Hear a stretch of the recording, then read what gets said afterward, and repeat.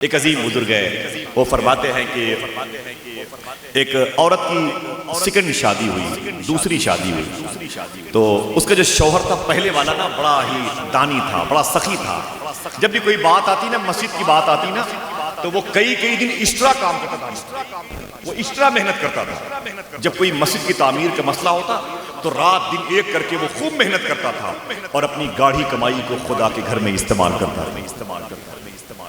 غریب تھا وہ، اس کے نکاح میں ایک لڑکی کہتی ہے میں آئی، وہ میری دوسری شادی تھی۔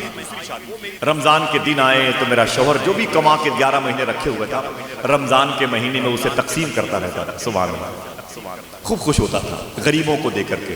مسجد میں ایک چیز کی ضرورت پڑتی تھی تو جا کے خوب اسے مینٹین کرتا تھا۔ امام صاحبان کو پیسے دے دے کر کے ذکر کی محفل کراتا تھا، اچھی آواز کے مالکان کو لوگوں کے گھروں میں دروازے پر کھڑے ہو کر کے حضور کی بارگاہ میں سلام پڑھواتا تھا، پیسے خرچ کرتا تھا۔ سمجھے آپ؟ تو ایک دن رمضان کے بعد عید کا دن آیا نا، تو دروازے پر کسی نے آواز دی، آخری بات اس نے کہا ہے کوئی جو اللہ کے نام پر اللہ کے اس بندے کو، غریب بندے کو عید الاضحیٰ کے دن، عید الفطر کے دن کچھ رقم سے نواز دے؟ کوئی ہے جو اللہ اس کے رسول کے نام پر، کوئی ہے جو غوث پاک غریب نواز صابر پاک کے نام پہ کچھ دے دے؟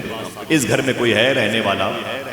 تو لڑکی کہتی ہے میرے شوہر نے کہا کہ اے میری بیگم، کوئی غریب آیا ہوا ہے، اللہ اس کے رسول کے نام پر مانگ رہا ہے۔ سبحان اللہ، پیسے بھی دے دو، سوئیاں بھی دے دو، مٹھائی بھی دے دو، اس کو کچھ جوڑے بھی دے دو، ضرورت ہو تو چادر کمبل بھی دے دو اس کو۔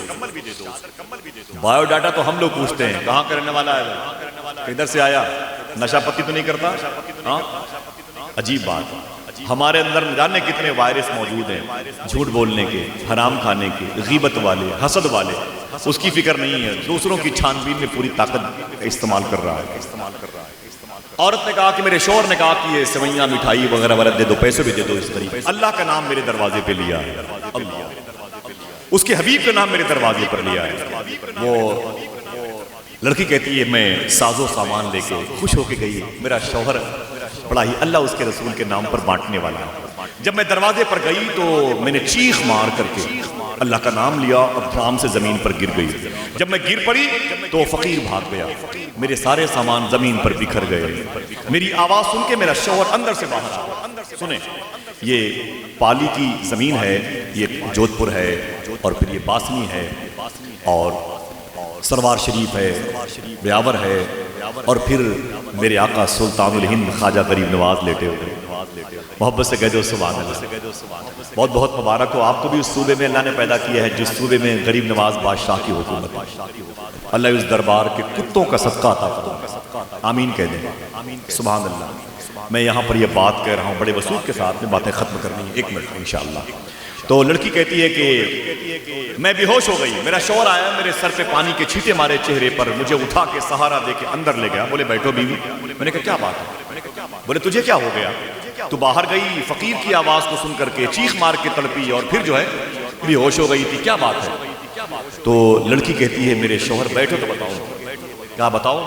تو لڑکی کہتی ہے کہ ایسا ہے، آپ کو تو معلوم ہے کہ میری شادی آپ کے نکاح میں آنے سے پہلے ایک دوسرے مرد کے ساتھ ہوئی تھی؟ کہا مجھے معلوم ہے، میری یہ سیکنڈ میرج ہے، سیکنڈ شادی ہے، آپ کو معلوم ہے؟ کہا بالکل معلوم ہے۔ تو کہا کہ آج وہی فائل پلٹی گئی ہے، آج وہی فائل پلٹی گئی ہے، آج وہی فائل، بیٹے تھوڑی سی آواز کم کر دو، آج وہی فائل پلٹی گئی ہے، کوئی بات نہیں، بس ختم۔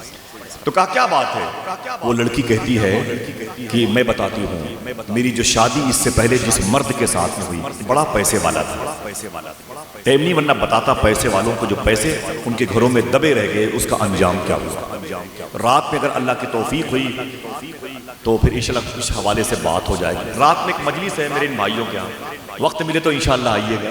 کہاں پہ، کیا نام ہے؟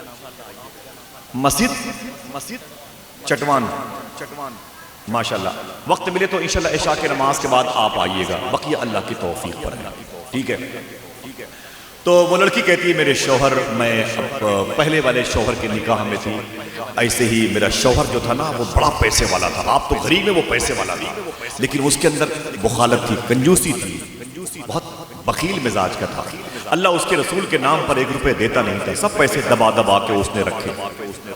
ایسے ہی عید کے دن ایک دروازے پر فقیر نے کہا اللہ کے نام پر کوئی ہے جو مجھے کچھ دے دے. میرا شوہر جو ہے نا وہ آستین سکوڑ کے باہر نکلا اور اس فقیر کا گریبان پکڑ لیا, اسے بہت مارا پٹک پٹک. بولے ظالم کہیں گے, پورے رمضان کے مہینے میں تم لوگوں نے بھیک مانگی ہے, عید کے دن تو سکون سے رہنے دے. پھر دروازے پر آ گیا اللہ کے نام پر. اے ظالم کتنا پیسے کمائے گا تو, ہم لوگوں کو سکون سے خوشیاں تو شیئر کرنے دے. پھر چلا آیا اللہ کے نام پر, رسول کے نام پر مانگنے کے لیے. میں منع کرتی رہی, میرا شوہر پٹک پٹک کے اسے مارتا رہا.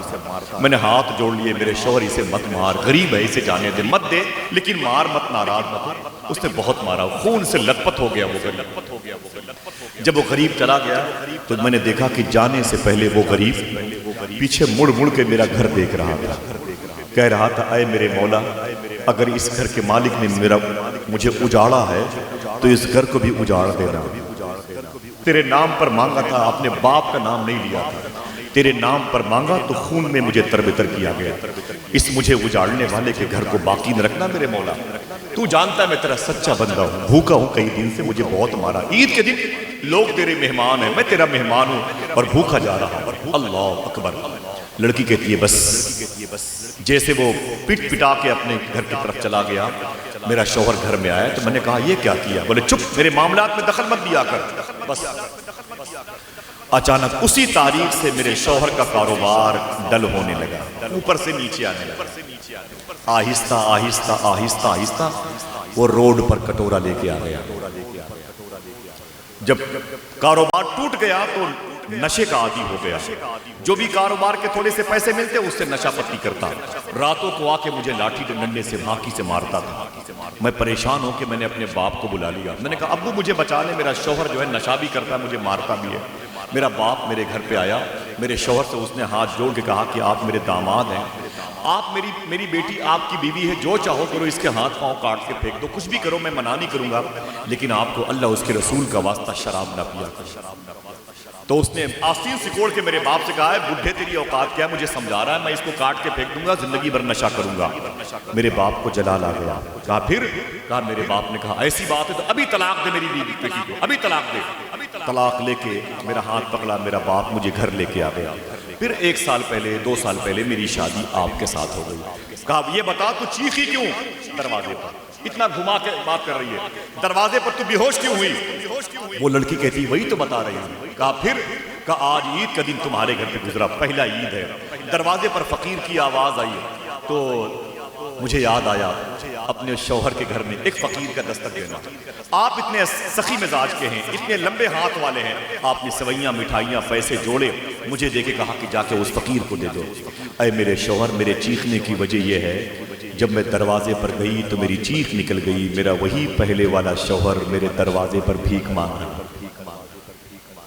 میرا وہی شوہر پہلے والا میرے دروازے پر بھیک مانگ رہا تھا. اس نے مجھے پہچان لیا, میں نے اسے پہچان لیا. مجھے دیکھا تو بھاگا, میں نے خدا کا طرف اپنی لو کو لگا کے اللہ کا نام لیا اور چیخ مار کے میں تڑپ کے زمین پر گر پئی. آپ مجھے لے کے اندر آ گئے. کیسے حالات بدل گئے. کل میں جس کے نکاح میں تھی اس نے ایک غریب کی مدد نہ کی, اللہ اس کے رسول کے نام پر اپنے ہاتھ کو بلند نہ کیا, تو آج یہ عالم ہے کہ وہ میرے دروازے پر بھیک مانگ رہا ہے. اتنا کہہ کہ وہ عورت جب رو رہی تھی تو اس کا دوسرا شوہر بھی رونے لگا. تو دوسرے شوہر کی آنکھ میں آنسو دیکھ کر کے اس نے کہا کہ میرے شوہر تم کیوں رو رہے ہو, تم کیوں رو رہے ہو؟ شوہر نے کہا میری بیوی سن, وہ جو فقیر ابھی تیرے دروازے پر آیا تھا یہ تیرا پہلے والا شوہر تھا, اس لیے تو رو رہی ہے, اور میں اس لیے رو رہا ہوں کہ 2 سال پہلے تیرے اس سسرال میں, تیرے اس شوہر کے گھر میں جو فقیر بن کے گیا تھا, جس کو مارا تھا تیرے شوہر نے, وہ میں تھا. حالات کے بدلنے میں دیر نہیں لگتی ہے. بڑے بڑے لوگ کٹورا لے کے نیچے آ گئے. اللہ اس کے رسول کے نام پر جن لوگوں نے دینے میں ذرا سی بھی دیر کی نا تو ان کی عزت کے بکھرنے میں دیر نہ لگی. دعا کرو اللہ ہم سب کو سچی توبہ کی توفیق عطا فرمائے. کیا کریں گے پیسے بچا کر کے, اللہ کے گھر کی تعمیر کر لو انشاءاللہ کہہ دو. یہ جذبہ لے کے اٹھیں انشاءاللہ. ہمارے گھر بنے کی نہ بنے, ہماری نسلوں کے گھر جنت پہ بننے چاہیے انشاءاللہ. پیسے کما کے رکھیں گے, حساب دینا پڑے گا. غوث اعظم سرکار فرماتے گھر بنوائے گا تو, رہیں گے دوسرے لوگ اور حساب دے گا تو. پھنس گئی. لہذا بہتر ہے آئیے اپنے گھر سے پہلے خدا کے گھر کو سجا لیں انشاءاللہ کہہ دیں، ورنہ پھر قرآن تم سے مخاطب ہوگا افحسبتم انما خلقناکم عبثا، اور تم کیا سمجھتے ہو تمہیں ہم نے بیکار پیدا کیا ہے؟ وہ پیسے کما کے دنیا کماؤ، فلیٹس خریدو، پلاٹنگ کرو، سب کچھ کرو، لیکن اللہ کا گھر سونا رہے نہ انشاءاللہ کہہ دیجیے، جن سے بولے انشاءاللہ۔ اللہ اس مبارک گھر کی تعمیر میں ہمیں ضرور توفیق عطا فرمائے۔